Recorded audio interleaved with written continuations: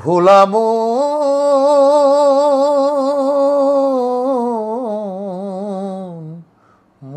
আমার, মন আমার।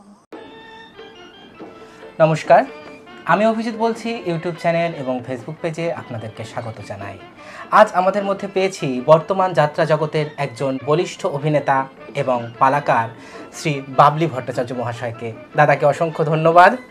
তো আজকে আমরা কথা বলবো বাবলি ভট্টাচার্যের সঙ্গে। তো দাদা, প্রথমেই আপনাকে জিজ্ঞাসা করব আপনার ছোটবেলার কথা, আপনার জন্ম, বেড়ে ওঠা সম্পর্কে যদি কিছু বলেন। আমার জন্ম পূর্ব বর্ধমান জেলার কালনা থানার অন্তর্গত হাটগাছা গ্রামে। আমি সেখানেই পড়াশোনা করেছি, কালনা কলেজে পড়াশোনা করেছি। ছোটবেলা থেকেই অভিনয়ের প্রতি, গান, তবলা বাজানো, এসবের প্রতি খুবই ঝোঁক ছিল। বাড়িতে কি অভিনয়ের পরিবেশ ছিল? হ্যাঁ, আমার বাবা রীতিমতো শৌখিন নাট্য সংস্থায়, যে যাত্রা দল, যেটা অ্যামেচার গ্রামে গ্রামে হয়, সেখানে আমার বাবা প্রচুর যাত্রা করতেন। আমার বাবা ঈশ্বর রতনমণি ভট্টাচার্য। তো প্রথম আমি অভিনয় আমার বাবার সাথেই করি। মানে প্রথম যাত্রা শিক্ষাগুরু বলতে আপনার বাবাই? একদম। তারপর আমার এক পিস্তত দাদা, কৃষ্ণনগরে বাড়ি, তিনি প্রফেশনাল টিমে অভিনয় করতেন কলকাতাতেই। আচ্ছা। রঘু রায়। আচ্ছা। তারপর যাত্রা জগতে এসে নির্মল মুখার্জির কাছে কাজ করেছি, শেখর গাঙ্গুলির সাথে 2 বছর কাজ করেছি। ওনাদের কাছে অনেক কিছু শিখেছি। যাত্রায় এসে নির্মল মুখার্জি এবং শেখর গাঙ্গুলির কাছে শেখার সুযোগ, একসঙ্গে কাজ করেছি, এক দলে কাজ করেছি, এবং শেখার সুযোগ তো অবশ্যই পেয়েছি এবং ভীষণভাবে শিখেছি। মাননীয় ঈশ্বর শ্রী সুনীল চৌধুরী। আচ্ছা। সুনীল চৌধুরীর কাছে আমি অনেক কিছুই শিখেছি, নাটক লেখা, ডিরেকশন কী করে করতে হয়। দাদা আমাকে এগুলো, মানে উনি করতেন ওনার কাছে। আপনার এই যে অভিনেতার বাইরে বাবলি ভট্টাচার্যের যে পালাকার ইমেজটা, তো সেখানে সুনীল চৌধুরীর অনেকটা প্রভাব আছে। অনেকটা। এবং ভৈরব গাঙ্গুলির হাতেও 2 বছর কাজ করেছি। আচ্ছা। আপনি কি মানে একাই, মানে আপনার ভাই বোন আর? আমার বাড়িতে রীতিমতো আমার মা গান করেন। আচ্ছা। আমার বাবা হারমোনিয়াম বাজিয়ে গান করতেন। অভিনয়ের সঙ্গে তো যুক্তই। আমার প্রত্যেকটা ভাই গানের, আমার পরের ভাই সৌমেন ভট্টাচার্য, ও কালনাতে গানের স্কুল আছে, আমার মায়ের নামে স্কুল, আগমনী সঙ্গীত বিদ্যালয়। মানে বাড়িতে একটা সাংস্কৃতিক পরিমণ্ডল একদম ছোটবেলা থেকে সব সময়। এবং আমার এখন তো জ্যৈষ্ঠ মাস পর্যন্ত যাত্রা হয়, কিন্তু তখন আমাদের সমস্ত তো টিকিট সেলের যাত্রা ছিল। চৈত্র মাসের প্রথম সপ্তাহের মধ্যে দল বন্ধ হয়ে যেত। তার মধ্যে আমি নিজে একটা টিম তৈরি করে নিতাম। সেটা আমার বাড়ির উঠোনেই রিহার্সাল হতো, এবং আমার বাবার তাতে প্রচণ্ড উদ্দীপনা ছিল। বাবা নিজে আমার সাথে অভিনয় করতেন। আমরা দুজনা বন্ধুর অভিনয়ও করেছি এরকম। এবং মা বসে বসে সকলকে চা করে দেওয়া, উঠোনে বসে পুরো রিহার্সালটা দেখা, ভুল ত্রুটি কি হচ্ছে না হচ্ছে মা কিন্তু সেগুলো বলতো। মানে পরিবারের দিক থেকে যাত্রার আমি ফুল সাপোর্ট পেয়েছি, ফুল সাপোর্ট। এবং আমার বাবা, যেটা অনেকে পায় না, আমার বাবা আমাকে নিজে চিতপুরে এনে বসিয়ে দিয়ে গেছেন যে তুই এটাই কর। কেন বাবা একটা কথা বলছেন, চিতপুরে এসে বসিয়ে দিয়ে গেছেন। তো এই বসিয়ে দেওয়ার ব্যাপারটা কখন ঘটলো যে আপনি এই চিতপুরে পেশাদার যাত্রার সঙ্গে সংযুক্ত হলেন? কি আমি বলি, আমি খুব ছোট্ট থেকে স্কুলে নাটক করতাম, পাগলের মতো করতাম, মানে খাওয়া দাওয়া বন্ধ। এবং সন্ধেবেলা যখন ক্লাবের রিহার্সালে যেতাম, টিউশন পড়তে না গিয়ে পালিয়ে যেতাম লুকিয়ে লুকিয়ে। বাবা জানতো পড়তে গেছে, মা জানতো পড়তে গেছে, কিন্তু আমি বই খাতা নিয়ে নাটকের রিহার্সাল করতে গেছি। এরকম করতে করতে বাবার কাছে ধরা পড়ে গেলাম। তাহলে মানে অভিনয়টা একটা নেশার মতন হয়ে গেছে। উনি তখন আমাকে বললেন, এখনো তোমার সেই সময় হয়নি যে এখনই এত মেতে উঠবে, একটু পড়াশোনা করে নাও। কিন্তু আমার হতো না, মানে অন্যদিকে কোনো ইচ্ছা, কোনো কিছু ইচ্ছা করতো না। ওই কালনা কলেজে নামে মাত্র পড়াশোনা করেছি। সেই বুঝে আমাকে প্রথম আমার বাবা নিয়ে এসে দিলেন জননাট্য অপেরা বলে একটি অপেরা। হরিহর মণ্ডল একজন প্রখ্যাত অভিনেতা ছিলেন, আমাদের পান্ডুয়ার ওদিকেই, ইনচুরের ওদিকে বাড়ি। তিনি চিতপুর যাত্রাপাড়ার একজন প্রখ্যাত অভিনেতা ছিলেন। তিনি আমাকে জানতেন যে একটা ছেলে খুব এ ব্যাপারে ইন্টারেস্টেড এবং অ্যামেচার যাত্রা করে বেড়াচ্ছে। সে খবরটা পেয়ে উনি লোক পাঠিয়েছিলেন, তারপর চলে এলেন। এবং আপনাকে সুযোগ দিলেন প্রথম। তারপরে আমি যাত্রা জগতে এসে আমি টিকতে পারিনি, 4 বছর পড়ার পর আমি চলে গেছিলাম। এটা কত সাল হবে তাও এই জননাট্যের ব্যাপারটা? জননাট্যের ব্যাপারটা আজ থেকে 40 বছর আগে, 40 বছর আগে। ওই 8-এর দশকের শেষ দিকটা। হ্যাঁ 40 বছর আগে। তারপর নতুন করে আবার আমাকে গঙ্গাধর চ্যাটার্জি, আমাদের চিতপুরের একজন ম্যানেজার, তিনি আমাকে খুব ভালোবাসতেন, তিনি আমাকে জোর করে তুলে নিয়ে এলেন যে আপনি আসুন। এটা ওই 4 বছর পরে যখন পরে আচ্ছা, নবসাজে আমাকে নিয়ে আসলেন। ওই আসার পরেই ওনার মাধ্যমেই ভৈরব গাঙ্গুলির সাথে আমি যোগাযোগ করতে পেরেছিলাম। সুনীলদার টিমে উনি আমাকে নিয়ে এসে, এই যে সেকেন্ড টাইম যখন এলেন তখন মানে প্রথম কোন দলে আপনার দিয়ে শুরু হলো? সুনীল চৌধুরী এবং বীণা দাশগুপ্তা দুজনে দুটি দল করেছিলেন। একটা তো সুনীল অপেরা, না, প্রথম করেছিলেন যুগ চেতনা, হ্যাঁ যুগ চেতনা, যুগ চেতনা এবং বীণা বন্দনা। বীণা বন্দনা বীণা দাশগুপ্তা। বীণা দাশগুপ্তা না, উনি কিন্তু অভিনয় করেন না, উনি প্রডিউসার ছিলেন। হ্যাঁ, আর সুনীলদা ছিলেন যুগ চেতনা। তার পরের বছর আবার সুনীলদা দলটা বাড়ালেন সুনীল অপেরা। পরপর তখন 3টে দল হলো। তো বীণা বন্দনা বোধহয় 2 বছর বা 3 বছর এরকম চলেছিল। না, বীণা বন্দনা ভালো চলেছে। প্রথম বছর আমি তো যুগ চেতনায় ছিলাম, নাটকের নাম ছিল বৃন্দাবনে সবাই সতী। মহুয়া ভট্টাচার্য ছিল, মহুয়া ভট্টাচার্য ছিল, শেখরদা ছিলেন, শর্মিষ্ঠাদি ছিলেন, বিশ্বজিৎ দত্ত ছিলেন, কিরণ লাহিড়ী ছিলেন। ভালো টিম, ভালো স্টাফ, একদম ভট্টাচার্য, অনুপ চৌধুরী, ভালো স্টাফ। লক্ষ্মী মানে সুনীল চৌধুরীর ভাই লক্ষ্মী হালদার ছিলেন। তো যাই হোক, সেখানে আমি একটা ক্যারেক্টার করেছিলাম। তারপর উনি আমার পারফরমেন্স দেখে সুনীলদা আমাকে পরের বছর, সে বছর বীণা বন্দনাও চলছে, সেখানে অভিমন্যু বন্দ্যোপাধ্যায় কাবেরী বিশ্বাস ছিলেন। আচ্ছা, নেক্সট ইয়ার আমাকে বীণা বন্দনার উনি একদম টপ হিরো করে দিলেন। সেখানে অভিনেতা ছিলেন গৌতম সাধুকা, নাট্যকার কমলেশ ব্যানার্জি, রীতা দত্ত নায়িকা, রীতা দত্ত, স্বপ্না সান্যাল ছিলেন নায়িকা, চন্দননগরের বাড়ি। আমি সেখানে হিরো। নাটকের নাম ছিল মা হয়েছে পথের কাঁটা। আমি যুগ চেতনা থেকে তারপর সুনীলদা আমার পারফরমেন্স দেখে আমাকে বীণা বন্দনাতে ট্রান্সফার করলেন। সেখানে গৌতম সাধুকা ছিলেন। এটা কি মানে বীণা দাশগুপ্তা কি চেয়েছিলেন আপনাকে যে আপনি ওনার দলে কাজ করুন? আমি তো সেকেন্ডবার যখন যাত্রায় আসি, গঙ্গাধর চ্যাটার্জি সোজা আমাকে নিয়ে বীণাদির সল্টলেকের বাড়িতে গেলেন। আচ্ছা, এবং ওনারকে আমাকে ইন্টারভিউ দিতে হয়েছিল, হারমোনিয়াম বাজিয়ে গান শোনাতে হয়েছিল। মানে বীণা দাশগুপ্তা ওনার অডিশন নিয়েছিলেন বলতে? হ্যাঁ, অডিশন নেওয়া না, তারপর থেকে যতদিন উনি ছিলেন রাস্তাঘাটে যেখানেই দেখা হতো উনি হাতটা নিয়ে আমার এরকম মানে গলায় হাতটা বুলিয়ে দিতেন, যে ভালোবাসতেন আমাকে, মানে তুই ভালো গান গাস, তুই খুব ভালো কাজ করতে পারবি, আশীর্বাদ পেতাম। ওইরকম মানুষের আশীর্বাদ পেয়েছেন? হ্যাঁ, আমি ওনার বাড়িতে প্রায়ই তারপর যেতাম। ওনার ছেলে গৌতম আমার বন্ধুর মতো। এখন যে আমাদের নায়িকা আছে রুম্পা ভদ্র, সে হচ্ছে বীণাদির ছেলে গৌতমের শালিকা। এই অবস্থা। তার পরের বছর আবার সুনীলদা বই করলেন বিরোহিণী বিষ্ণুপ্রিয়া, যেটা বীণাদি করেছিলেন ওগো বিষ্ণুপ্রিয়া, ওই নাটকটাই, মানে একটা ওয়ার্ডও চেঞ্জ নয়, ওটাই আমাকে নিজের দলে উনি করলেন। সেখানে আমি হচ্ছি নিমাই, মহাপ্রভু আমি, আর লীনা চক্রবর্তী করেছিলেন বিষ্ণুপ্রিয়া। ভীষণ ভালো প্রোডাকশন হয়েছিল, মানে ভক্তিমূলক ধর্মমূলক পালা, তৃপ্তি করে মানে অভিনয় করতাম। খুব মনে পড়ে সেই পালার কথা, বিরোহিণী বিষ্ণুপ্রিয়া। ওই পালা, তারপর ওই বইটা আমাদের অ্যামেচারে দাদা বার করলেন সুনীলদা। তো ওই যে বুক মলাটে যে ছবিগুলো থাকে আর্টিস্টের, বীণাদির সাথে কিন্তু আমার ছবিটাই ছিল, এখনও সেটাই পাওয়া যায়। তো যার জন্য অনেক অ্যামেচার ক্লাব আমাকে কলসো করার জন্য, তখন ওখান থেকে মানে আপনার নিমাইয়ের এই কলসের ব্যাপারটা শুরু হলো। মানে দলে তো করেইছি, এবং পশ্চিমবঙ্গে অনেক জায়গাতেই আমি নিমাই চরিত্র করে বেরিয়েছি। আচ্ছা, তার মানে বলা যায় বিবেক রঞ্জনের পরে আপনি নিমাই চরিত্রে ভীষণ জনপ্রিয় হয়েছিল। হ্যাঁ, বিবেক বাবু তো বীণাদির সাথে করেছিলেন, তারপর তো ওটা থেমে গেছিল।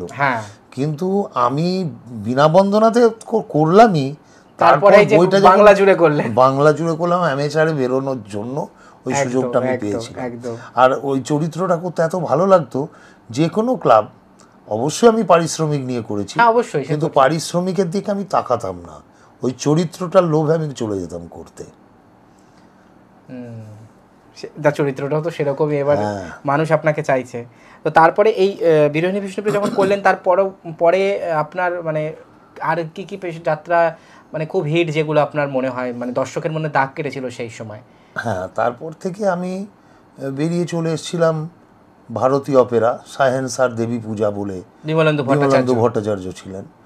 ওখান থেকে আমাকে জানকী মেদ্দা ছিলেন ম্যানেজার, উনি আমাকে বললেন যে তুমি নট্য কোম্পানিতে চলে যাও। আচ্ছা। আমি যে আপনি কি বলছেন কাকাবাবু? বলছে তুমি যাও, তোমার ফিগার, তোমার কণ্ঠস্বর, তোমার অভিনয় ক্ষমতা এইরকম থাকলে হবে না, তুমি ওখানে চলে যাও। আদা এদিক আমি একটা ফোন করে দিচ্ছি। ওনার সাথে মাখনবাবুর খুব ভালো রিলেশন, একদম একদম ভীষণ ভালো। উনি আমাকে বললেন তুমি চলে যাও। আমি চলে গেলাম 17 নম্বর হরচন্দ্র মল্লিক স্ট্রিটে, গিয়ে ওনার 5 তলাতে উঠলাম। এক মুখ দাড়ি, হাই পাওয়ারের চশমা, ধুতি পাঞ্জাবি পরে বসে রয়েছেন। ছোটোখাটো মানুষ কিন্তু ভয়ঙ্কর রাজবাড়ি, কথা বলার ক্ষমতা কার। আমি গেলাম, একদম উঠতি ছেলে তখনকার, প্রণাম করলাম। উনি বললেন হ্যাঁ সতীশ আমারে কইছে তোমারে পাঠাইছে, ঠিক আছে, আমার সাথে জানকীবাবুরও কথা হয়েছে, তুমি কাজ করবা। সেটা কোন কোন কোন ইয়েতে? নাটক ছিল মমতা মহিমা, কুমার কৌশিক ছিল, সমু বন্দ্যোপাধ্যায়, আচ্ছা, মদন কুমার, সুদেশ কুমার, কুমার নয়ন, সীতা ঘোষ, চম্পা হালদার, চিন্ময় বিশ্বাস, অনেক বিরাট টিম। এবং সব থেকে বড় কথা, ওই বছর একটা বলে না সুযোগ আছে, আমি একটা ভিডিওর চরিত্র করছিলাম মমতা মহিমায়, উৎপল রায়ের লেখা নাটক, উৎপল রায়ের, এটা বোধহয় 2000 সালের পরে। হ্যাঁ করছি। তো হঠাৎ মদনদার, তখন হতো কি ষষ্ঠীর দিন থেকে দশমী পর্যন্ত মাখনবাবু মহাজাতি করতেন, টানা উনি সেল যাত্রা করতেন প্রতিদিন, ষষ্ঠী, সপ্তমী, অষ্টমী, নবমী, দশমী। অষ্টমীর দিন যাত্রা করে মদনদা স্ট্রোক হয়ে যায়। ও আচ্ছা। নবমীর দিন আর যাত্রা হলো না, টিকিট ফেরত, মানে ফেরত দিতে হয়। আমরা গিয়ে শুনলাম ওনার স্ট্রোক হয়েছে, যাত্রা হবে না। কিন্তু তারপরেও তো দশমী, এবং তারপরে একাদশী থেকে বাঁকুড়া মাঠে ও আর গাড়ি ফিরবে না। তখন ওই সারাদিন মাখনবাবু চারিদিকে ফোন করছেন যে কাকে কি করা যায়। তো ওই দলে স্বপ্না সেনও ছিলেন, স্বপ্না সেন ছিলেন। উনি বললেন, উনি আমার সাথে কিছু কল শো করতেন। স্বপ্নাদি যেমন মানে 1 ঘন্টার মধ্যে পাঠ মুখস্থ করে দিতে পারতেন, ঠিক তেমনি আমিও ছিলাম। তখন উনি মাখনবাবুকে বললেন যে বাবলিকে পাঠটা দিল কিন্তু করে দিতে পারবে। আমার তখন বয়স 32-33 বছর, পাঠ করতে হবে সীতা ঘোষের বাবা। তো আমি দেখলাম এটা তো একটা সুযোগ আমার, অবশ্যই চ্যালেঞ্জটা নিতে হবে। মদনদার সুস্থতা কামনা করেই আমি এক রাত্রের মধ্যে পাঠটা রেডি করলাম। এক রাতে? সত্যি। পরের দিন 11টা সিন ছিল, গঙ্গা স্নান করলাম। আমি সেদিন মাখনবাবুকে বলেছিলাম আমি আজকে বাড়ি যাব না, আপনার বাড়িতে থাকবো। উনি আমাকে ব্যবস্থা করে দিয়েছিলেন, সারা রাত আমি পাঠ মুখস্থ করেছি, সকালে গঙ্গা স্নান করেছি শোভাবাজারে করে। আমি ওনার কাছে 5 তলায় গেলাম। আমি গিয়ে বললাম আপনি কি খুব টেনশন করছেন কাকাবাবু? কিচ্ছু করতে হবে না, আমি পুরো মুখস্থ করে ফেলেছি, আমি আজকে করে দেব, আপনার মানে আটকে যাবে না। আপনার কি নবমীর দিন থেকে আপনার শুরু হলো? না, নবমীতে হলো না, নবমীতে হলো না, দশমী থেকে আপনার শুরু। দশমী থেকে আমি একদিন হলে করে তারপর মাঠে নেমে গেলাম। তাহলে এইটাই কি নট্য কোম্পানিতে আপনার অপ্রত্যাশিতভাবে যাত্রা শুরু? আচ্ছা। প্রথমে একটা ভিডিও ক্যারেক্টার করছিলাম, সেই ক্যারেক্টার দীপ্তেন বলে একটা ছোট ক্যারেক্টার ছিল, তাকে দিল। তারপর আমি এই চরিত্রে ঢুকে গেলাম সারা বছর। ক্যারেক্টারের নাম ছিল হরেন ডাক্তার, মানে গ্রামে গ্রামে হ্যারিকেন নিয়ে, হোমিওপ্যাথিক ডাক্তার আর কি, হ্যারিকেন নিয়ে রুগী খুঁজে বেড়াতো, যার জন্য ওকে অনেকে হ্যারিকেন ডাক্তারও বলতো। সেই ক্যারেক্টার আমি করেছিলাম। তো এই নট্যতে মমতা মহিমার সাথে কি সে বছর আর কি পালা ছিল? না, তখন একটা করে। তারপরের বছর আবার করলাম কন্যা শিশুর ফাঁসি, তারপরের বছর করলাম অগ্নি সাক্ষী স্ত্রী। আমি 3 বছর নট্যতে ছিলাম। আচ্ছা। 3 বছর করার পর আমি আবার ফিরে এলাম চিতপুরে। কন্যা শিশুর ফাঁসিতে স্বপ্না সেনও ছিল? স্বপ্না সেন ছিলেন তো। কন্যা শিশুর ফাঁসি আপনি নট্য কোম্পানিতে কাজ করেছেন 3 বছর। এটা তো অনেক বড় আপনার জীবনের একটা পাওনা, নট্য কোম্পানিতে কাজ করা। ওখান থেকে বেরিয়ে চলে আসলাম আমি সমীর সেনের দলে, আচ্ছা। ওখানে নিমু ভৌমিক, কল্পনা নায়ক, আমি, মৌ ব্যানার্জি, যে মৌ ব্যানার্জি বছর আমার টিমে আছে, আচ্ছা। ওখানে করলাম যমরাজের হেডকোয়ার্টার। কিছুদিন করার পর তারপর আমি আবার ওখান থেকে বেরিয়ে গিয়ে চিৎপুরেতেই রইলাম। এইভাবে যাত্রা করতে করতে আমার ইচ্ছা হলো যে একটা দল আমার মনে হচ্ছে নিজে করা দরকার। সেটা কত সাল নাগাদ ইচ্ছে হলো? আজ থেকে আমার 9 বছর আগে। হ্যাঁ, আমি প্রথম সোনার বাংলা যাত্রা সংস্থা করলাম। তার কারণ আমি দেখলাম আমার পূর্ণ স্বাধীনতার দরকার। আমি নাটক ঠিক মতো লিখবো, ডিরেকশন, তার আগে টুকটাক যাত্রাপালা লেখাটা শুরু করেছিলাম। অভিনয় করতে করতেই শিল্পী তীর্থ অপেরায় নগ্ন সমাজের অগ্নিকন্যা, জ্বালাময়ী পিসিমা, বিদ্রোহিণী বৌমা, মানে লেখাটা শুরু হয়ে গেছিল তখন, মানে আপনার যখন মায়ের দুধের ঋণ শোধ হবে না কোনোদিন, আদালতে দুই ভাই, বিদায় লগ্নে মায়ের ডাক, ওটা কি আপনারই? আমি শেষের দিকটা লিখেছিলাম।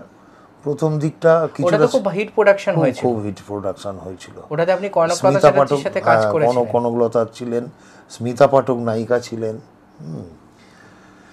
এই করতে করতে আমার এক শ্রদ্ধেয় মানুষ, যাকে সারা জীবন আমি শ্রদ্ধার আসনেই বসিয়ে রাখব, তার বাড়ি হচ্ছে বামনিয়া বলে একটি গ্রামে, বর্ধমান বাঁকুড়ার বর্ডার, ইন্দাসের কাছাকাছি। তার নাম সঞ্জীব দলুই। আচ্ছা। তার বর্ধমানে কলেজ আছে, উচ্চশিক্ষিত মানুষ, কাউন্সিলিং করেন আর কি। তারপর ওনার কলেজ তো আছেই, এই বিএড কলেজ, এই সমস্ত কলেজ, বিজনেস, এসব নিয়ে উনি আছেন। উনি যাত্রা, ওনার গ্রামে একবার যাত্রা করতে গেলাম, এই বিদায় লগ্নে মায়ের ডাক। আচ্ছা। উনি আমার পারফরমেন্স দেখে বললেন যে তুমি একটা দল করো। মানে উনি দলের ব্যাপারটা আপনার মাথায় ঢোকালেন প্রথম? দল আমি করতে পারবো না, এত প্রচুর টেনশন। তারপরে সব থেকে বলে আমি তোমায় টাকা, তখন 4-5 লাখ টাকা হলে আমি তোমায় দিয়ে দিচ্ছি, তুমি করো। একদিনের আলাপে এটা বিশ্বাস করলেন। আমি বললাম দেখুন এত ভালোবেসেছেন, এবং উনি চিৎপুরে চলে এলেন আমার কাছে, তুমি করো, আমি করিয়ে দেবো। খুব ইন্টারেস্টেড। ওনার বাবারও নাকি ওইদিকে কামারপুকুরের ওইদিকে ছোটোখাটো দল ছিল, বর্ধিষ্ণু ফ্যামিলির মানুষ। তো উনি আমাকে বলে, আমি কিন্তু রাজি হইনি তখন, ভয় পেয়েছিলাম সম্পর্ক নষ্ট হয়ে যাবে, এই টাকাটা আমি রিটার্ন করে দিতে পারবো কি না। তারপর চিৎপুরে যাত্রা করতে করতে করতে করতে আমি দেখলাম না, হচ্ছে না। আমি ঠিক মাটি ফুঁড়ে একটা গাছ যেমন বেরোতে পারে না, আমি বেরোতে পারছি না। তখন আমি ওনার কাছে গেলাম। উনি বললেন বড্ড দেরি করে এলে। আমি না, আপনাকে এটা করে দিতেই হবে। ওনার বাড়িতে 2 দিন থেকে ওনাকে রাজি করিয়ে উনি আমার হাতে 10 লক্ষ টাকা তুলে দিয়েছিলেন। 10 লক্ষ টাকা। যাত্রা দলের নাম আমিই দিলাম, সোনার বাংলা যাত্রা সংস্থা। সেই যাত্রা দল হলো। উনি আসতেন, ওনাকে মানে টাকাও আমি সমস্ত রিটার্ন করেছি, কিছু লভ্যাংশ প্রথম বছর দিতে পেরে। সবথেকে বড় কথা, নাটকে আমার জীবনে একটা শ্রেষ্ঠ নাটক আমি দিয়েছিলাম, সেটা হচ্ছে স্বর্গ আমার স্বামীর ঘর। আমার লেখা, আমার ডিরেকশন, আমি অভিনয় করেছি আমার এই সোনার বাংলাতেই।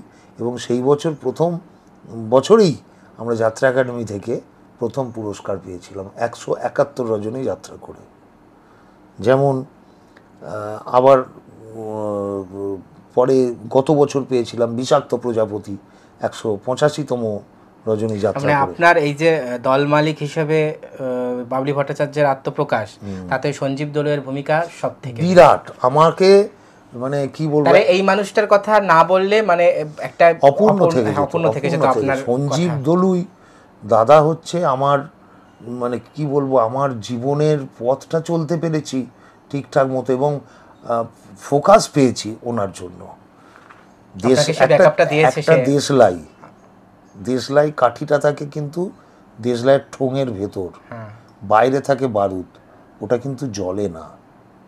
একটা কাঠি বার করে সে তাকে খোঁচা না মারা পর্যন্ত সে জ্বলে না, সেই খোঁচাটা মেরেছেন কিন্তু সঞ্জীব দলুই।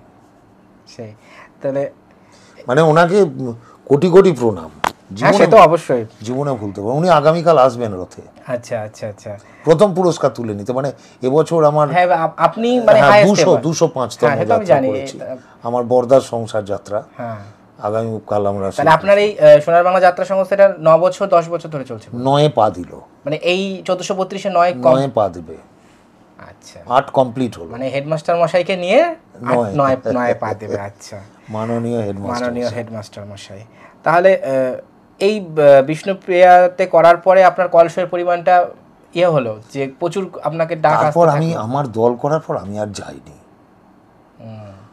না, আমাদের ওখানেও তো সেটা দল করার আগে। হ্যাঁ, তারপর আমি যাইনি। তা এই আপনার এই যাত্রা জীবনে যতদিন আপনি পেশাদারি অভিনয় করছেন, এর মধ্যে কোন কোন দিকপাল শিল্পীর সঙ্গে আপনি কাজ করেছেন? প্রথমেই বললাম শেখর গাঙ্গুলি, নির্মল মুখার্জি, শম্ভু বন্দ্যোপাধ্যায়, মদন কুমার, কুমার কৌশিক, এই মুহূর্তে কনকলতা চ্যাটার্জি, স্মিতা পাঠক, বিশ্বজিৎ দত্ত, স্বপ্না সেন, সিনেমার তো মানে আমার পরম সৌভাগ্য, আমার লেখা যাত্রাপালায় অভিনয় করেছেন দুলাল লাহিড়ী। আমি লিখেছি, ডিরেকশন করেছি, ওনাকে মানে প্রণাম জানিয়েই করেছি, উনি আমার প্রণম্য। তারপর নিমু ভৌমিক, সঙ্গমিত্রা ব্যানার্জি, লোকেশ ঘোষ, অভিক ভট্টাচার্য, এরকম অনেকে এই মুহূর্তে দীর্ঘ মনে পড়ছে না। তারপর সবথেকে বড় যিনি বিখ্যাত অভিনেত্রী পিসিমা মিতা চট্টোপাধ্যায়, হ্যাঁ, তিনিও আমার লেখা নাটকে জ্বালাময়ী পিসিমা, বিদ্রোহিণী বৌমার উনি পিসিমা। তো আপনার অভিনয় জীবনের কথা তো মোটামুটি শুনলাম, তো এবার পালাকার বাবলি ভট্টাচার্যের কথা কিছু বলুন। মানে এখন বর্তমান সমাজ, এবার আজ থেকে 30 বছর আগের সমাজ আর আজকের সমাজের মধ্যে তো অনেক তফাৎ আছে। তো এই বর্তমান সমাজ এখন আজকের দিনে 2025-এ দাঁড়িয়ে পালা লিখতে গিয়ে বাবলি ভট্টাচার্যকে কতটা প্রভাবিত করেছে বলে আপনার মনে হয়? প্রমাণিত বলতে প্রভাবিত করেছে কত? প্রভাবিত মানে আমি এই মুহূর্তে যাত্রা দর্শকের কাছে অভিনেতা বাবলি ভট্টাচার্য থেকে নাটক পালাকারের পরিচিতিটা বেশি পেয়েছি তাদের কাছে। মানে যেমন একটা প্যান্ডেলে ঢোকা মাত্রই, দাদা ওই রাজদীপ অপেরা বা অগ্নিবীণা অপেরা আপনার ওই বইটা দেখলাম, এবছর কটা পালা লিখছেন, গত বছর আপনার এই পালা, মানে আমি প্যান্ডেলে পৌঁছে যাওয়া মাত্রই কিন্তু শুধু আমি কটা লিখেছি, কটা লিখছি, আগামী দিনে কটা লিখবো, এই রকম। মানে আপনার অভিনয়ের কথা না, মানে লেখার কথা। মানে দর্শক এবার আস্তে আস্তে আমাকে অভিনয় লাইন থেকে সরিয়ে দিয়ে ওখানেই বসিয়ে দিয়েছেন যে আমি এখন বর্তমান পালাকার। আর আমার 7টা-8টা করে নাটক তো থাকে প্রতি বছর। 8টা। যেমন আমার আছে সোনার বাংলায় মাননীয় হেডমাস্টার মশাই, রাজদীপ অপেরাতে আছে প্রেমজিৎ আছে, সেখানে আমার পালার নাম হচ্ছে সাবধান আসছে তুফান। মানে ওটা কি মানে লেখায়, রচনায়, নির্দেশনা দুটোই সব অগ্নিবীণা অপেরাতে আছে, সেখানে সিংহবাড়ি রাজাবাবু, মিতালি চক্রবর্তীর নাটক আমার আছে, সেটা আমার লেখা। সে নাটকের নাম হচ্ছে নারী আমি খেলনা নই। সুভাষিস মুখার্জি, হ্যাঁ, ওতেও আমার নাটক, নবরঞ্জন অপেরা, লাগ ভেলকি লাগ, এরকম আমার 8টা নাটক টোটাল আছে। এই যে মানে সারা বছর ধরুন অভিনয় তো চলছে, তার মধ্যে আপনি লেখার সময়টা কিভাবে বার করেন? খুবই কষ্টের, এটা খুবই কষ্টের। আমি যদি একদিন ছুটি থাকে সেটা তো লিখি, এবং 8টা নাটক এবার আমার যখন রেগুলার চলে, যখন হোটেলে থাকি, তখন ওই 2 ঘন্টা সময় পেলেও 2টো পাতাও আমি অন্তত পক্ষে লিখি। এইভাবে সারা বছরে লেখেন। কিন্তু এই যে এবার একটা তো স্টোরি লাইনটার আছে, বাট 8টা নাটকে 8টা স্টোরি লাইন, গল্প তো একটা ভেবে নিই। আর সাথে আমার সব সময় ডায়েরি কলম থাকে, আমি প্রতিদিনই লিখি, প্রতিদিনই একটু একটু করে লিখি, বেশি পারি না, প্রচুর চাপ। সে তো অবশ্যই, দলকেও পরিচালনা করতে হয়। একদম। তারপরে এত ডিরেকশনের ব্যাপার, আবার নিজের চরিত্রটার জন্য ঈশ্বরের অপার কৃপা, তাই পারছি। আর এই যাত্রা করতে গিয়ে তো অনেক ধরনের ঘটনা ঘটে, ভালো খারাপ, তো সেই রকম কিছু অভিজ্ঞতা যদি শেয়ার করেন আমাদের সাথে, মানে আপনার এই যাত্রা পথের অভিজ্ঞতা। ভালো খারাপ বলতে কি খারাপটা বলতে চাইছো বলো? আপনি যাত্রা করতে গেছেন, কোনো ঘটনা ঘটেছে, বা মানুষ আপনার অভিনয় দেখে এতটা আপ্লুত, বা কিছু তো মানুষের মেমোরেবল ইনসিডেন্ট হয় যেগুলো আপনি হয়তো মনে রাখবেন সারা জীবন, যে এরকম একটা ঘটনা ঘটেছিল, এখানে আমাকে এত প্রশংসা করেছিল, বা কিছু মানুষ এতটা একাত্ম হয়ে গেছিল অভিনয়ের সঙ্গে, কিছু তো সেরকম তো প্রচুর। হ্যাঁ, তো ওইরকমই কিছু যদি আমি যেটা ভাবতে পারছি কিছু ঘটনা বলেন। যেখানে গাড়িটা গিয়ে আমার দাঁড়ালো, সেখান থেকে হেঁটে প্যান্ডেল যেতে হবে এটা অন্ততপক্ষে কোথায়, মানে কোনখানকার কথা বলছেন? দক্ষিণ 24 পরগনা আচ্ছা। কোনো একটা প্যান্ডেল, বা মেদিনীপুরেও ঘটেছে, এক জায়গা না কয়েকটা জায়গায়। মানে গাড়ির থেকে হেঁটে যেতে হবে 2-3 মিনিট। তো মানে গাড়িটা আসর গাড়ি থেকে? গ্রিন রুম, আচ্ছা, গ্রিন রুম, আচ্ছা আচ্ছা গ্রিন রুম পর্যন্ত গাড়িটা যায়নি। আচ্ছা। ওইখান থেকে দুদিকে মেয়েরা লাইন দিয়ে শাঁখ বাজাচ্ছে আর ফুল ছুঁড়ছে, তার মাঝখান দিয়ে হেঁটে আমি গ্রিন এটা রুমে গেছি। কবেকার, মানে কবেকার কথা বলছেন? এটা এই বছর ঘটেছে, এই বছরও ঘটেছে। হ্যাঁ, তাহলে এইটা থেকে কি মনে হয় যে যাত্রার জনপ্রিয়তা নেই? প্রচুর জনপ্রিয়তা বর্তমানে। যাত্রা যা জনপ্রিয় না, 205 রজনী যাত্রা, সেটাই তো শুধু আমি নই, অধিকাংশ দল খুব ভালোই 150-র উপর পারফরমেন্স করেছে। মানে বিগত 4 বছরে দেখতে গেলে এখন পারফরমেন্সের নিরিখে ভালোই বলা যায়। খুবই 205 পালা কম কথা নয়। তো মানে পর্যন্ত আপনার মেমোরেবল, যেটা আপনি এখন সারা জীবন মনে রাখবেন? অবশ্যই। হ্যাঁ, সেটা তো ঠিকই। আর যেটা বলছিলাম, আপনি বিশ্ববঙ্গ সম্মেলনে আমেরিকা সফর করতে গেছিলেন যাত্রা নিয়ে, তো সেই ব্যাপারটা বলুন। সেই ব্যাপারটা মানে হঠাৎ আমার সুযোগ এসে গেল। মানে সুযোগটা কি করে, মানে সুযোগটা এলো, ওখানে চন্দ্রগুপ্ত যাত্রাপালা হবে। এই টেক্সটটা কি দ্বিজেন্দ্রলাল রায়ের টেক্সট? একদম ওই বইটাই। হ্যাঁ, ওই বইটাই দুলালদা ডিরেক্টর হিসেবে যাচ্ছেন, দুলাল লাহিড়ী। তো উনি আমাকে খুব ভালোবাসেন। উনি ডিরেকশন করেছেন, ডিরেক্টর। তো ওনার অ্যাসিস্ট্যান্ট আমাকে নিলেন, তার সাথে আমি তো চলে গেলাম। এবার সমস্ত মিউজিকের ব্যাপারটা আমার দায়িত্ব ছিল, এবং এডিট করা নাটক। আচ্ছা, 17 দিন ছিলাম আচ্ছা ওনার সাথে থেকে। বঙ্গ সম্মেলনে আমরা যাত্রা, মানে কোথায় কোথায় শো করেছিলেন? একটা জায়গাতেই শো হয়েছে, একটা জায়গাতে হয়েছিল, কিন্তু আমাদের কিছুদিন রিহার্সাল করতে হয়েছিল। আচ্ছা আচ্ছা আচ্ছা আচ্ছা। যার জন্য আমরা কি মানে একদিনই হয়েছিল নাকি কয়েকটা? শো একটা, কিন্তু 16 দিন রিহার্সাল করতে হয়েছিল, যেহেতু ওখানকারও কয়েকজন ছিল, ওখানকারই সব। এইবার শো এর আগের দিন ওদের মধ্যে একজনের একটু প্রবলেম দেখা দেয়। আমার কিন্তু অভিনয় করার কথা নয়, আমি অ্যাসিস্ট্যান্ট ডিরেক্টর হিসেবে গেছিলাম। তো আমি যেহেতু 16 দিন রিহার্সাল করিয়েছিলাম, তখন ধীরেন্দ্র ওই পার্টটা আমায় কিন্তু করে দিত। চন্দ্রকেতু খুব ভালো পারফরমেন্স হয়েছিল। ওখান থেকে আমি NABC সার্টিফিকেট পেয়েছি। এটা তো আপনার জীবনে একটা বড় প্রাপ্তি যে আপনি যাত্রা, মা বিশালাক্ষী করে দিয়েছে। যাত্রা করতে হয়তো যাচ্ছিলেন না, গেছিলেন ডিরেকশন দিতে, কিন্তু শেষ পর্যন্ত আপনাকে অভিনয় করতে হলো। একদম সত্যি, এটা অনেক বড় পাওয়া। কারণ বীণা দাশগুপ্তার পরে বিশ্ববঙ্গ সম্মেলনে যাত্রা অভিনেতা হিসেবে সম্মেলনে কেউ যায়, হ্যাঁ, আপনি সেখানে যোগ দিয়েছেন। সত্যি এটা অনেক বড় একটা ব্যাপার। তো এই বছরে আপনার যে পালা, আমি আপনার অন্য লেখা পালাগুলোর কথা বলছি না, আপনি যেটাতে অভিনয় করবেন, সেটা স্টোরি লাইন কি একটু মানে আভাস কি কিছু দেওয়া যায় দর্শকদের? মানে মাননীয় হেডমাস্টার মশাই সকলে সম্মান দিচ্ছে, মানে আদর্শ শিক্ষকের উনি একজন। তো উনি কিন্তু, আমি সম্পূর্ণ পারিবারিক ঘটনা নিয়েই করেছি, যে স্বার্থপর উনি নন।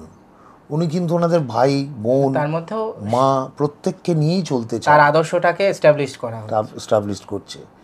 কিন্তু উনি ব্যর্থ শিক্ষক। সকলে যখন বলছে আপনি মাননীয় হেডমাস্টার মশাই, তখন হেডমাস্টার মশাই বলছে না, আমি মাননীয় নই, আমি ব্যর্থ শিক্ষক। কেন ব্যর্থ? বলুন। কেন ব্যর্থ শিক্ষক?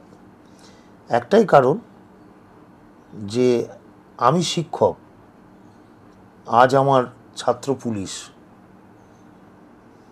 সে রাস্তায় হাত পেতে ঘুষ নিচ্ছে, প্রশাসনের দাবিদারি করছে। মানে আমি নৈতিক শিক্ষাটা দিতে পারিনি। আমি ডাক্তার, মানে আমি ডাক্তার ছাত্র তৈরি করেছি, সে কিন্তু রুগীদের নিয়ে ব্যবসা করছে। আমার ছাত্র SDO একটা ফাইল এই টেবিল থেকে ওই টেবিলে যেতে 1 মাস লাগিয়ে দিচ্ছে, যতক্ষণ না সে টাকা ঘুষ পাচ্ছে। আমার ছাত্র BLRO নিউট্রিশন করছে ঘুষ নিয়ে। আমার ছাত্র শিক্ষক, বৃদ্ধ বয়সে সেই শিক্ষক ছাত্র তার বাবা মাকে বৃদ্ধাশ্রমে পাঠিয়ে। তো এই মানে আদর্শ শিক্ষকের আদর্শের দ্বন্দ্বটাই এখানে ফুটে উঠেছে, তিনি আর আদর্শ প্রতিষ্ঠা করতে পারেননি, তাই তিনি নিজেকে ব্যর্থ শিক্ষক। কিন্তু মানুষের কাছে আমি মাননীয় হেডমাস্টার মশাই এই কারণেই, যে আমি আমার সামাজিক চলাফেরা, সাংসারিক চলাফেরা, এগুলো আমার খুব খাঁটি ছিল। মানুষের কাছে মাননীয়, কিন্তু আমি দেখছি আমি ব্যর্থ। ঠিক আছে, এবার বাকিটা দর্শকরা আসরে দেখবে। হ্যাঁ। তো আপনার এই দীর্ঘ যে যাত্রা জীবন, তো এখানে সম্মান বা পুরস্কার আপনি মানে মানুষের ভালোবাসা এবং তাদের এটাই তো সব থেকে বড় পুরস্কার, কিন্তু তারপরেও তো কিছু প্রাপ্তি মানুষের শিল্পীর থাকে। আমি প্রত্যেকটা প্যান্ডেলে এই পর্যন্ত যা মেমন্টো পেয়েছি, যা পুরস্কার পেয়েছি, আমার বাড়িতে জায়গা না হওয়ার মতো জড়ো করেও কিছু রেখে দিতে হয়েছে। তবু উল্লেখযোগ্য বেশ কিছু পুরস্কার রয়েছে, যেমন আমি প্রথম প্রাক্তন মুখ্যমন্ত্রী বুদ্ধদেব ভট্টাচার্যের হাত থেকেও শ্রেষ্ঠ শিল্পী বাংলা 1414 সালে পেয়েছিলাম। আচ্ছা। আর তারপর আমি মুখ্যমন্ত্রী মাননীয়া মমতা বন্দ্যোপাধ্যায়ের হাত থেকে শান্তিগোপাল আমি পুরস্কার পেয়েছি। জানি না পরবর্তী হয়তো নাট্যকারের আসতে পারে। আমেরিকায় গিয়ে পুরস্কার পেয়েছি। পুরস্কার না, শিল্পী জীবনে পুরস্কারটা ম্যাটার করে, আবার করেও না, কিন্তু এই যে মানুষের অকুণ্ঠ ভালোবাসা, সেটা তো তুলনা পুরস্কারের সঙ্গে হয় না। ওটা হয় না। প্রচুর দর্শকের ভালোবাসা, সম্মান সবকিছুই পাচ্ছি। আমি কোনোদিন ভাবিনি, আশা করিনি। তো ভবিষ্যতে এখন তো যাত্রার, অনেকে বলছে যে যাত্রার কিছু নেই, কিন্তু কিছু না থাকলে তো দুশোপালা যাত্রা হয় না। যুগের সঙ্গে তাল মিলিয়ে যেটুকু এখন দেওয়া সেটুকুই এখন যাত্রায় চলছে। তো এখন যদি কেউ যাত্রাতে আসতে চায় ভবিষ্যৎ প্রজন্ম, যারা অভিনয় করছে, যাত্রা জোয়ার ভাটা, হ্যাঁ সবেরই জোয়ার ভাটা, জোয়ার অবশ্যই। এখন কিন্তু জোয়ার এসেছে। এইবার এটাকে ধরে রাখার দায়িত্ব প্রত্যেকের। কেমন মালিকদের শুধু ব্যবসা করব ভাবলে হবে না, টাকা রোজগার করব ভাবলে হবে না। ভালো প্রোডাকশন আমি একটা দেব, ওইটাই আমি বলতে চাইছি। ভালো প্রোডাকশন দিলে, রিস্ক নিতে হবে। ভালো প্রোডাকশন দিলে মানুষ কেন আসবে না? যে দোকানে ভালো মিষ্টি, সেই দোকানটা যদি কোনো গলিতেও হয়, সেই মিষ্টি দোকানে মানুষ কিনতে যাবে, সেখানেই যাবে। তো এই ভবিষ্যতে যদি কেউ মানে যাত্রায় যারা ধরুন, এমনি আরো দায়িত্ব, নাট্যকার ভালো নাটক লিখতে হবে। দায়িত্বটা তো সবারই, অভিনেতা অভিনেত্রীদের ভালো টোটাল প্রোডাকশনটা সুপার করতে হবে। সর্বাঙ্গীন সুন্দর না হলে তো সেটা হবে না। তো ভবিষ্যৎ যারা যাত্রা করতে আসছে বা ভাবছে যে আমি যাত্রায় যাব, বা এই ধরনের মানুষের জন্য আপনার কি মানে সিনিয়র শিল্পী, নতুন ছেলে মেয়েদের তো অবশ্যই দরকার।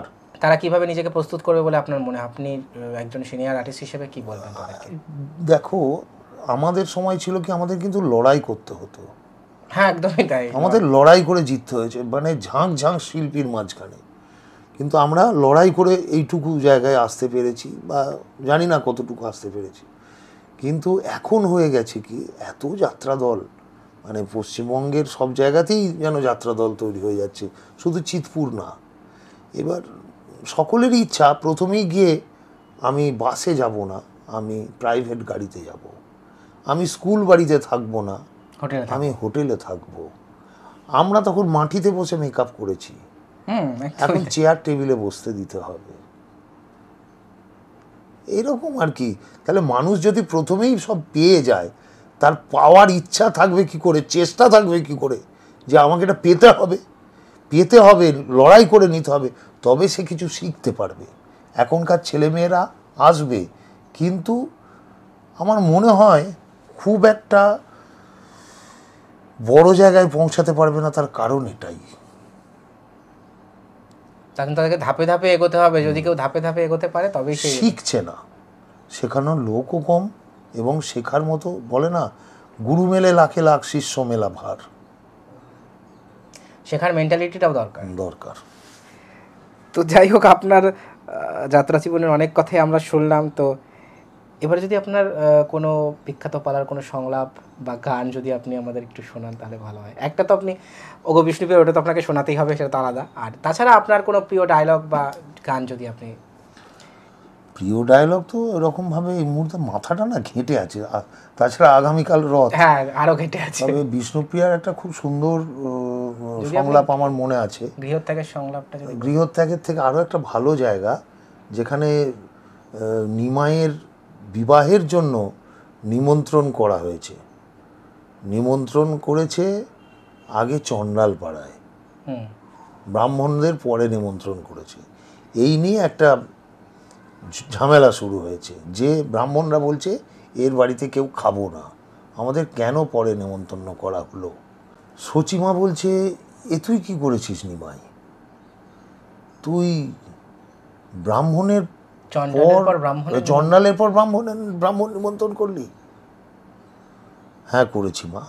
কেন করেছিস বাবা? কেন মা? ব্রাহ্মণ তো এত ছোট নয় যে চণ্ডালের পর তাকে নিমন্ত্রণ করলে ব্রাহ্মণত্বে আঘাত লাগবে। সত্য অংশে ব্রাহ্মণের জন্ম, ক্ষমা তার সবচেয়ে বড় গুণ। শাস্ত্র অনুযায়ী ভোজ্যগ্রহণের পূর্বে ব্রাহ্মণকে সর্বভূতে আহার্য নিবেদন করে আচমন করতে হয়। অপর সকলকে উপবাসী রেখে পবিত্র ব্রাহ্মণ কখনোই অন্ন গ্রহণ করতে পারেন না। এটা আমার খুব গেঁথে আছে ডায়লগটা, যার জন্য আজও আমি ভুলিনি। আর তুমি যেটা বলছো সেটা তো মারাত্মক সিন, কিন্তু এমন কিছু সংলাপ সেখানে নেই। না সেটা না, কিন্তু ওইটা চলে যাওয়া, গৃহত্যাগ, নিমাইয়ের গৃহত্যাগ। বিষ্ণুপ্রিয়া সারা রাত পাহারা দিচ্ছে, একটা সংকেত উনি পেয়েছিলেন যে স্বামীকে হয়তো হারাতে হবে, চলে যাবে। এটা মায়ের কাছ থেকেই, মা বলেছে তুই আগলে রাখবি ঠিক মতো, চলে যাবে। সারা রাত ধরে বিষ্ণুপ্রিয়া জেগে আছেন আর ওনার পদসেবা করে যাচ্ছেন নিমাইয়ের। এক সময় ক্লান্ত হয়ে গেছেন, ঘুম এসে গেছে বিষ্ণুপ্রিয়ার, কাল নিদ্রা, একদম ঠিক। তখন উনি ওই পাশেই হাই তুলতে তুলতে শুয়ে পড়লেন। শুয়ে পড়ে চিন্তা করছে যদি পালিয়ে যায়। তখন নিজের শাড়ির আঁচলের সাথে ধুতির খুঁটটা উনি বেঁধে শুলেন যে পালিয়ে গেলে টান পড়বে, আমি জেগে যাব। তো ওখানে কিন্তু কোনো সংলাপ ছিল না, সম্পূর্ণটাই ডিরেকশন, মানে ডিরেক্টোরিয়াল পার্ট।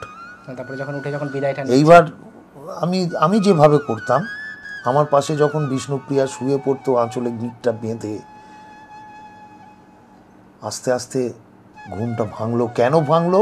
ঠিক যেই বিষ্ণুপ্রিয়া ঘুমিয়ে গেল, কৃষ্ণের বাঁশির আওয়াজ শুনতে পাওয়া গেল, সেই পাগল করা ডাক। ওই পাগল করা ডাক শুনে, মানে কোনো সংলাপ আমি কিন্তু বলতাম না, উঠতে যেতাম, দেখতাম আমার টান পড়ছে, একটু হাসতাম যে তুমি বেঁধে রেখেছো আমায়। তখন আস্তে করে গিঁটটা খুলে দিতাম। কি আবেশে বাহু ডোরে লতায় রাখিলে মোরে, জাগিয়া দেখিবে আমি নাই, ললাটে কাঁকনো হানি সবারে কহিবে জানি, কি নিঠুর নদের নিমাই। বিষ্ণু প্রিয়া গো, বিষ্ণু প্রিয়া গো, আমি চলে যাই, আমি চলে যাই, আমি চলে যাই। আমি কোনো কিছুই সংলাপ বলতাম না, আমি শুধু উঠে বেশ কিছুক্ষণ, প্রায় 7-8 মিনিট সময় লাগতো ওই জায়গাটা করে বেরিয়ে চলে আসতে। খুব মজা পেতাম। আপনার জীবনের একটা শ্রেষ্ঠ চরিত্র এটা। না ওরকম, আমার সৌভাগ্য ওই চরিত্র। একদমই তাই, সত্যি সৌভাগ্যই বটে, মানে অনেক ভাগ্যী মানুষ এরকম চরিত্র করতে পারে। তো আর কোনো সামাজিক কিছু ডায়লগ যেটা আপনার এতদিনের ইয়েতে যদি কিছু মনে পড়ে? সামাজিক ডায়লগ তো মনে রাখার মতো কিছু নয়, যেমন পুরনো ডায়লগ কিছু মনে থাকে, মানে পুরনো, কিন্তু নতুন যা লিখছি এবছর করছি, 8টা-10টা যাত্রা তো এবছর, যেমন আমার বর্দার সংসার যাত্রাপালা, আমার ভাইয়ের বউ, আমি তার ভাসুর, সে সব সময় মানে বাড়ির মধ্যে সিন ক্রিয়েট করে চলে। সে আমাকে বলছে দেখুন সাবধানে কথা বলবেন, একটা কথা জেনে রাখবেন, আমি কিন্তু সোনার চামচ মুখে দিয়ে রাজার ঘরে জন্মেছি। আচ্ছা। তখন আস্তে আস্তে কাছে গিয়ে বলছি, বৌমা রাজার ঘরেই জন্মাও আর সোনার চামচই মুখে দাও, নিজের বলতে কিন্তু কিচ্ছু নয়। জন্ম অন্যজনের দান, শিক্ষা সেটাও অন্যজনের দান, উপার্জন অন্যজনের টাকা, এমনকি তোমার যে নাম, সে নামটাও অন্যজনের দেওয়া। শেষ যাত্রাটাও করতে হবে অন্যজনের কাঁধে চেপে, তাহলে কিসের এত অহংকার। এই হচ্ছে সংলাপ, বরদার সংসারের সংলাপ ছিল। সে সত্যি খুব সুন্দর। আর আমরা একদম শেষ দিকে চলে এসেছি, তো আমার আরেকটা আপনার কাছে আবদার থাকবে। তো আপনি তো আমার আবদার পূরণ করেইছেন, নিমাইয়ের ওইটা বলেছেন, যাই হোক। তো আপনার কোনো প্রিয় গান যদি লাস্টে গিয়ে আপনি যদি আজকের আমরা অনুষ্ঠানটা এখানে শেষ করবো, আপনার প্রিয় গান। আমার প্রিয় সেটা প্রচুর গান হ্যাঁ, আছে। যে কোনো একটা, আপনার যেহেতু আপনি এত সুন্দর গাইলেন, তো আপনি যদি একটা গান করেন আমার খুব ভালো লাগবে। আপনার কোনো প্রিয় গান, সেটা যাত্রার হতে পারে বা অন্য এমনি কোনো বাংলা আমার বেসিক গান। প্রিয় যেমন হেমন্ত মুখার্জি, শ্যামল মিত্র, হ্যাঁ, তো তাদের একটা গান মান্না যদি দে। আপনি শোনান। অবশ্যই করছি। আমার এই মুহূর্তে মনে চলে এলো, আমি যে গানটা গিয়ে স্বর্গ আমার স্বামীর ঘরে খুব প্রশংসা পেতাম, শ্যামল মিত্রর গান। আচ্ছা আচ্ছা। এমন করে ছিঁড়ল কেনে এক তার আটার তার, ও উদাস বাউল নেই তো বাউলার, ভোলা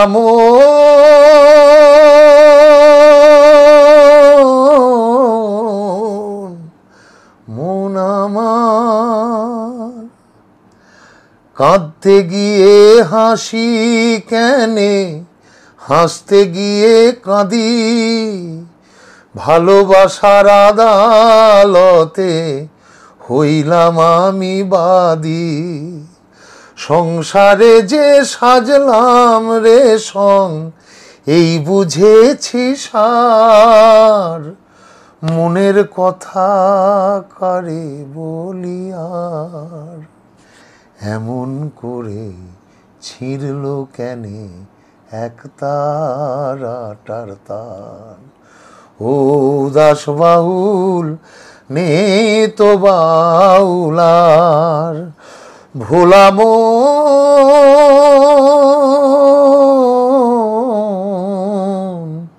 মন আমার, মন আমার। সাধারণ, সত্যি। তো আপনার গান শুনলাম, অভিনয় অংশ শুনলাম, খুবই ভালো সত্যি। আর এবার আপনার ব্যক্তিগত জীবন সম্পর্কে যদি ছোট করে আমাদের বলেন, আপনার ফ্যামিলি। ফ্যামিলি, আমার স্ত্রী মালবিকা, আমার 2 মেয়ে। আচ্ছা। শ্রী শুভেচ্ছা, দুজনেরই বিয়ে থাওয়া দিয়ে দিয়েছি, দুজনেই চাকরি করে। আচ্ছা। 2 জামাই আমার খুব ভালো, সন্তোষ চক্রবর্তী বড় জামাই, আচ্ছা।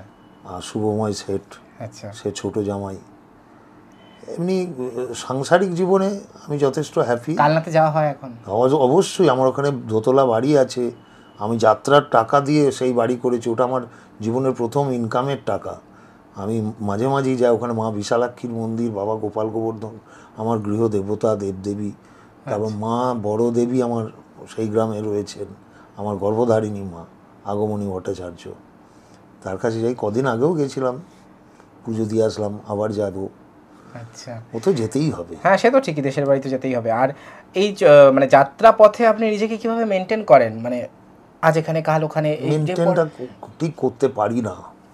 মেনটেনটা যদি সবটাই মানে মা বিশালাক্ষীর আশীর্বাদে চলছে, ঈশ্বরের আশীর্বাদ, মানে মেনটেন যদি ঠিকঠাক মতো করতাম তাহলে হয়তো আরও সুন্দর থাকতাম।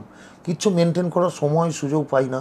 তারপরে এত চাপ থাকে যে আজকে একটু নিজের জন্য ভাববো, এটা চাইলেও তো নিয়মের মধ্যে থাকা যায় না। কোনোদিন রাত্রি 10টায় খাচ্ছি, কোনোদিন ভোর 3টেই খাচ্ছি, কোনোদিন 300 কিলোমিটার জার্নি করছি, কোনোদিন 50 কিলোমিটার জার্নি করছি, তো কোনো মাপ থাকে না, আমাপা জীবন। একদমই তাই, যাযাবরের মতো ছুটে বেড়াচ্ছি, শুধু কি করে মেনটেন হবে? একদমই তাই। তাহলে এই বছর আপনার 205 পালা হয়েছে। 205 পালা হয়েছে, সামনের বছর 205 ছাড়িয়ে যাক, সেটাই কামনা করব। আপনি আরও ভালোভাবে যাত্রাকে এগিয়ে নিয়ে চলুন। তো আপনার থেকে আমরা অনেক কথা শুনলাম, যদিও আপনার সঙ্গে আমার ছোটবেলার স্মৃতি জড়িয়ে আছে, আমি আপনার সঙ্গে অভিনয় করেছি। আমার সাথে বিষ্ণুপ্রিয়াতে তুমি ছোট কৃষ্ণের চরিত্রে অভিনয় করেছো। তো যাই হোক, তো আমার দর্শকদের প্রতি আপনার যদি কিছু বক্তব্য থাকে যদি বলেন, সেটা বলে আমরা শেষ করব। দর্শকদের প্রতি একটাই বক্তব্য, অনেক ছোট্ট থেকে যাত্রায় এসেছি, যাত্রা ভালোবাসি, জীবনে যাত্রা ছাড়ার কিছু বুঝিনি। যারা যাত্রা মোদি দর্শক, তাদের খুশি করবার জন্য আমি পাগলের মতো ছুটে বেড়াই। ঈশ্বরের কাছে কামনা করি দর্শক আমার কাছে নারায়ণ।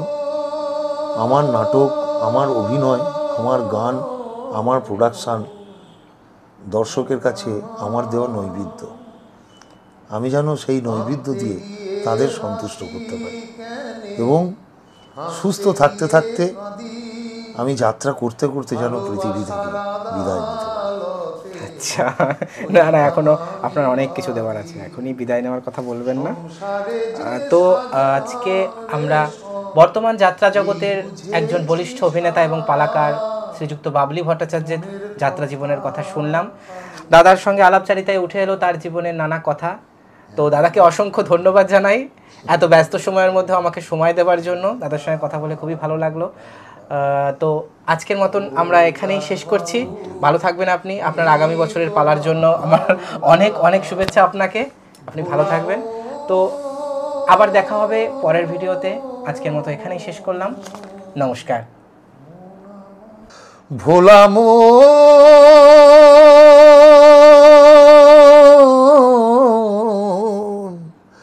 মন আমার কাঁদতে গিয়ে হাসি কেনে, হাসতে গিয়ে কাঁদি, ভালোবাসার আদালতে হইলাম আমি বাদী।